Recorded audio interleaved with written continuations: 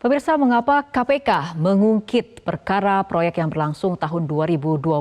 Lalu apakah KPK akan terus mengejar Muhammad Iskandar untuk terus diperiksa? Kami akan membahasnya bersama Ketua KPK periode 2011-2015, Bapak Abraham Samad. Dan juga kita akan berdiskusi dengan Bapak Ubedillah Badrun, pengamat politik dari UNC. Selamat malam Pak Abraham, selamat malam Pak Ubedillah. Malam Mbak Fitri. Selamat malam Mbak Fitri. Oke, kita akan ke Pak Abraham terlebih dahulu. Kasus dugaan korupsi mengenai sistem pelindungan TKI ini kan terjadi 2012 silam, namun KPK baru mengungkit ataupun mengungkapnya sekarang. Anda sempat menjadi pimpinan KPK dari kurun waktu 2011-2015. Apa yang Anda ketahui terkait kasus ini? Pertama, standing posisi kita itu kan jelas ya, bahwa korupsi itu adalah musuh bersama. Oleh karena itu, semua orang harus punya perasaan yang sama untuk melawan korupsi itu. Itu yang pertama. Tapi kemudian kita lihat dulu bahwa apakah kasus korupsi sekarang yang telah diributkan atau yang telah diusut oleh KPK yang berkaitan dengan korupsi yang terjadi di Kementerian Tenaga Kerja yang pada saat itu menterinya adalah Muhaimin, itu yang jadi pertanyaan. Kenapa jadi pertanyaan? Karena kita melihat rentang waktu. Ya, rentang waktunya terlalu lama. Jadi kasus ini adalah kasus tahun 2012 seperti tadi yang disampaikan. Tapi kemudian nanti disidik, nanti diusut ketika tahun 2023 ini. Itu keganjilan pertama. Kemudian keganjilan kedua, kasus ini kemudian baru diusut ya setelah Cak Imin itu mendeklarasikan diri menjadi calon wakil presiden bersama Anies Baswedan. Pertanyaannya kemudian, kenapa ketika Cak Imin bergabung di koalisi seberang pada beberapa bulan yang lalu, kasus itu tidak pernah diusut, tidak pernah diributkan, tidak pernah disampaikan oleh KPK. Oleh karena itu, kalau melihat keganjilan-keganjilan tersebut, maka sebagai mantan ketua KPK dan sebagai seorang aparat penegak hukum, saya berkeyakinan bahwa kasus yang sedang diusut KPK sekarang yang menyangkut korupsi di tahun 2012 itu sangat bernuansa politik. Kenapa saya katakan sangat bernuansa politik? Karena kita lihat tadi ada dua keganjilannya. Pertama, kasus ini sudah lama dan baru diungkit sekarang. Kemudian yang kedua, kasus ini baru diungkit setelah Muhaimin Iskandar dan Anies Baswedan melakukan deklarasi capres maupun cawapres. Sebelumnya ketika Cak Imin, sebelumnya ketika Cak Imin berada di koalisi sebelah, itu kasus ini tidak pernah diungkap oleh KPK. Oleh karena itu saya ingin sampaikan kepada teman-teman di KPK, sudahlah, KPK ini penegak hukum, jangan ikut-ikutan diseret-seret ke dalam ranah politik. Karena kalau saya lihat apa yang dilakukan KPK sekarang, KPK sudah ikut bermain di ranah politik. Ini yang tidak benar dan ini sama sekali merusak marwah pemberantasan korupsi dan merusak marwah KPK yang selama ini sangat dipercaya oleh masyarakat. Oke, baik Pak Abraham, bagaimana dengan penjelasan dari pihak KPK yang mengatakan bahwa sprindik kasus keluar sebelum deklarasi? Begini, menurut saya kalau memang itu ada transparansi, seharusnya penjelasan tentang surat perintah dimulainya penyidikan itu jauh hari sebelumnya juga sudah disampaikan. Tapi ini kan tidak. Dan siapa yang bisa menjamin bahwa surat sprindik tadi yang dikatakan oleh KPK itu sudah beberapa bulan lalu diterbitkan? Kan tidak ada yang bisa jamin. Karena sebelumnya tidak pernah disampaikan. Bisa saja misalnya sprindik itu dibuat dengan tanggal ditarik mundur ke belakang. Kan bisa saja begitu karena ada yang ganjil. Kenapa ada yang ganjil? Karena kebiasaan KPK sejak ketika mengeluarkan sprindik, maka itu sudah harus ya, atau katakanlah sudah dipublikasikan bahwa KPK telah melakukan penyelidikan, sudah mengeluarkan surat perintah penyelidikan terhadap kasus tertentu. Itu yang dulu biasa dilakukan KPK. Oleh karena ini tidak pernah dan tiba-tiba saja Maka ini yang membuat kita semua menduga ya bahwa KPK sudah terseret ke ranah politik dan ini bisa merusak penegakan hukum. Kalau ini merusak penegakan hukum, ini berbahaya sekali Mbak Fitri.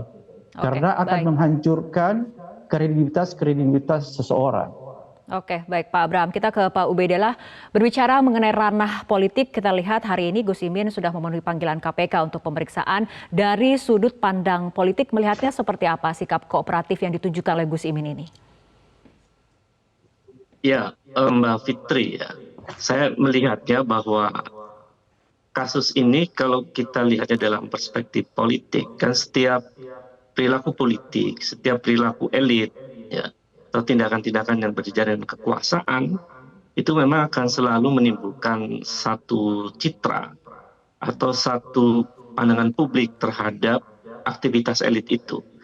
Jika hari ini kita melihat misalnya Gus Muhaimin Iskandar dipanggil ke KPK, itu setidaknya akan menimbulkan satu citra yang mungkin bisa cukup negatif, bisa juga positif.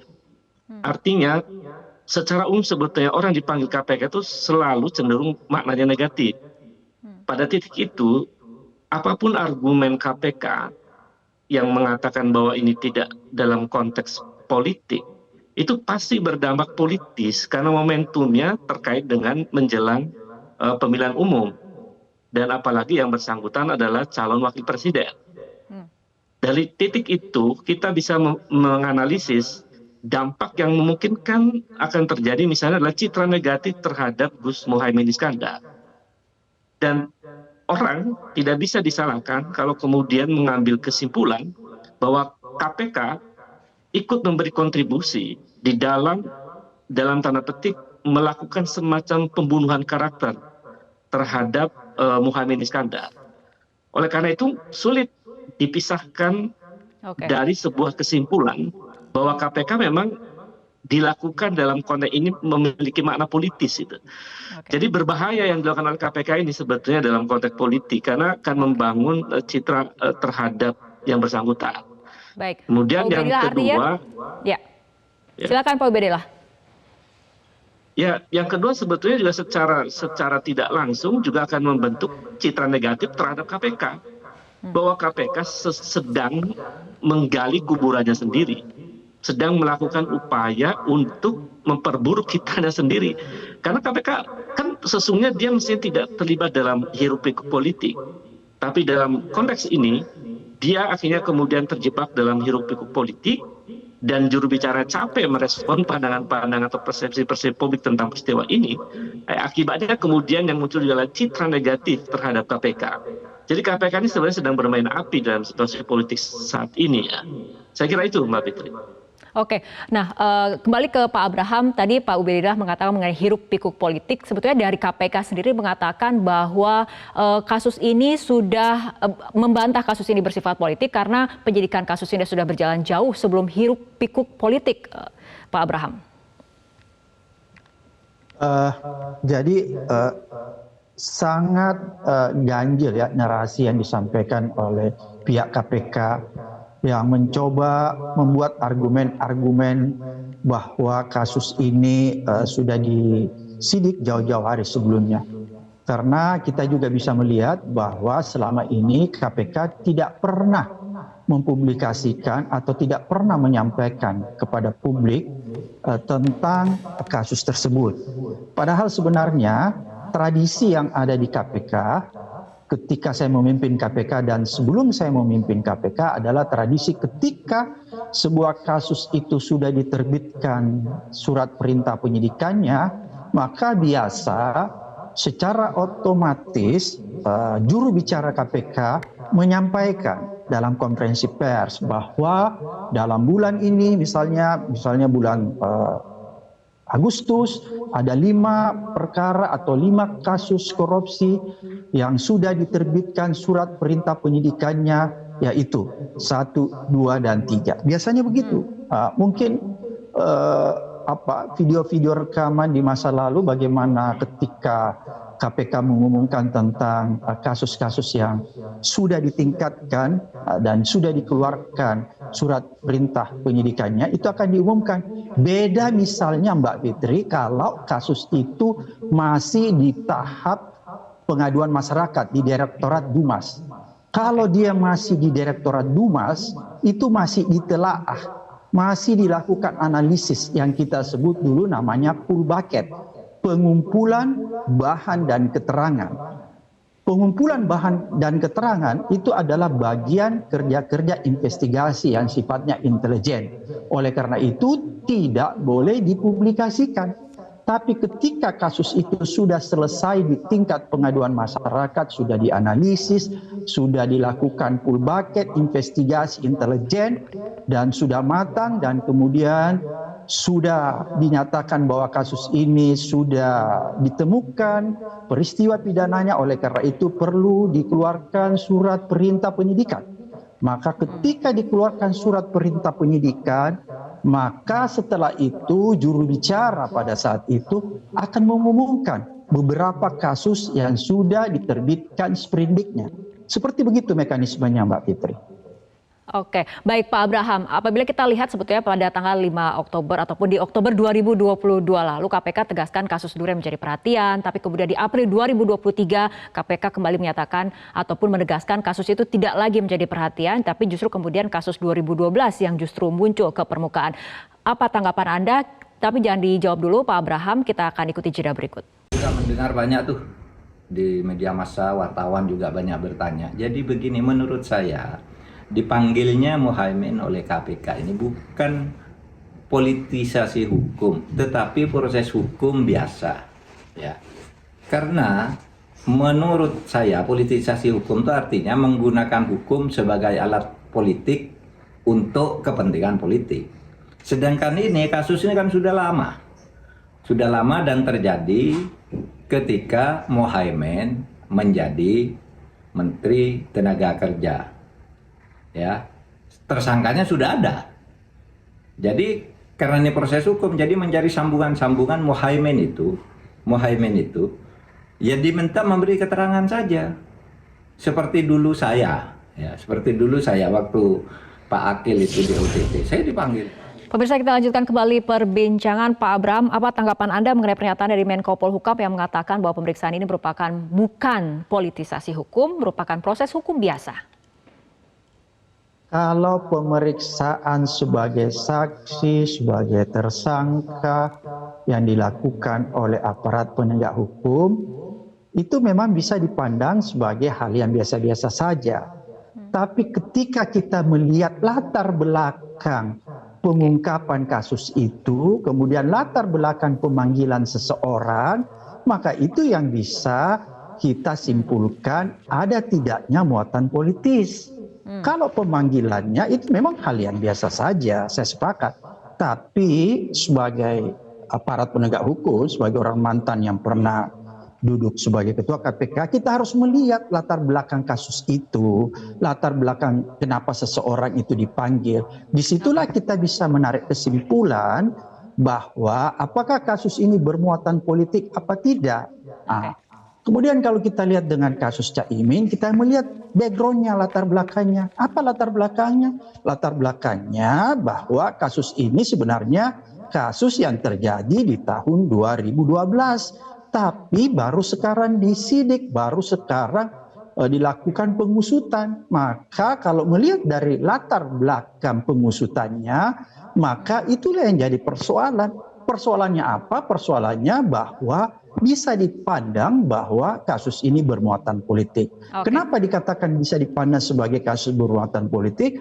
Karena pemanggilan Muhaimin, ya, pencantuman pemanggilan Muhaimin sebagai saksi itu baru dilakukan, baru disampaikan ketika Muhaimin sudah mendeklarasikan diri sebagai calon wakil presiden di dalam koalisi Anies Baswedan. Tapi sebelumnya ketika Muhaimin berkoalisi dengan partai lainnya, itu tidak pernah dilakukan pemanggilan. Itu yang menjadi latar belakang sehingga masyarakat bisa berpandangan bahwa kasus yang menimpa Caimin ini adalah kasus yang bermuatan politik. Oke. Begitu cara berpikirnya, Mbak. Baik, Pak Abraham, artinya kalau kita berbicara mengenai timeline, apabila kita lihat nih pernyataan dari KPK di Oktober 2022 menegaskan kasus Durian menjadi perhatian, tapi kemudian berubah di April 2023 mengatakan KPK menegaskan kasus ini tidak lagi menjadi perhatian, dan kini ternyata kasus di tahun 2012, kasus proyek sistem proteksi diri TKI kemudian muncul dan diusut oleh KPK. Bagaimana Anda melihat hal ini, perubahan sikap KPK terutama kemudian berubah setelah adanya deklarasi? Ya, seperti tadi saya bilangnya, ketika kita ingin menelaah, menganalisis apakah kasus itu kasus yang berjalan secara on the track, secara hukum, atau apakah kasus itu punya muatan dan latar belakang politis, itu bisa dilihat dari latar belakang pengungkapan kasus itu. Kasus ini apa latar belakangnya? Kemudian kalau ada pertanyaan apa latar belakangnya, kita bisa melihat latar belakangnya. Bahwa kasus ini terjadi ketika tahun 2012. Kenapa kasus ini sekarang baru diusut di tahun 2023? Itu latar belakangnya. Sehingga menimbulkan keganjilan. Nah, kenapa menimbulkan keganjilan? Karena ternyata kasus ini baru diusut. Atau katakan baru melakukan pemanggilan terhadap Caimin ketika yang bersangkutan sudah melakukan deklarasi capres dan cawapres. Itulah yang menjadi latar belakang yang bisa diindikasikan bahwa KPK sedang larut di dalam politisasi hukum. Itu yang dimaksud politisasi hukum. Padahal sebenarnya sebagai lembaga penegakan hukum, KPK itu harus berjalan on the track ya. Dia tidak boleh terjebak dan tidak boleh ikut-ikutan di dalam politisasi hukum. Kalau apa yang dilakukan KPK sekarang ini susah dan sangat susah kita menyatakan bahwa KPK tidak terseret-seret di dalam politisasi hukum. Oleh karena itu, saya ingin menasihati nih teman-teman di KPK, sudahlah, jangan ikut-ikutan bermain politik. KPK kembali ke marwahnya. Apa marwah KPK itu? Dia adalah lembaga penegakan hukum yang harus konsisten. Bahasa agamanya harus istiqomah di dalam pemberantasan korupsi, di dalam pengungkapan kasus korupsi. Jangan ikut-ikutan berpolitik. Kalau KPK-nya ikut-ikutan berpolitik, maka hancurlah hukum di negeri ini. Dan itu berbahaya. Oke, baik. Pak Ubedillah, artinya ini menjadi sebuah tantangan yang harus dijawab oleh KPK untuk membuktikan lembaga anti rasuah tersebut bukan alat politik. Seperti itu, Pak Ubedillah. Iya, saya kira ini menjadi persoalan yang sangat serius saya kira untuk KPK. Karena kalau kemudian KPK tidak menjelaskan secara clear ya, secara sejelas-jelasnya, maka tafsir politik itu akan selalu muncul. Apalagi misalnya karena menjanggalkan sebuah kasus yang baru kemudian dilanjutkan setelah 11 tahun kasus itu terpendam begitu. Jadi sebetulnya narasinya Pak Mahfud MD itu sudah keliru seperti yang diungkapkan oleh dirinya sendiri bahwa kasus itu muncul atau diungkap kembali setelah 11 tahun. Jadi kalau proses hukumnya itu proses biasa, tetapi menjadi janggal karena itu ternyata sudah 11 tahun yang lalu. Kemudian saya kira yang perlu dicermati adalah bahwa kalau kemudian KPK membantah bahwa ini bukan persoalan politis, mengapa kemudian itu dilakukan justru dalam situasi yang sangat politis? Ini kan sesuatu yang tidak bisa terhindar ya, tafsir semacam itu. Kemudian yang kemudian kita bisa cermati selanjutnya adalah ketika kemudian KPK membantah bahwa ini adalah kasus tidak bermakna politis, yang disampaikan oleh KPK itu kasusnya memang kasus politisi. Jadi nggak mungkin kemudian lepas dari tafsir politis.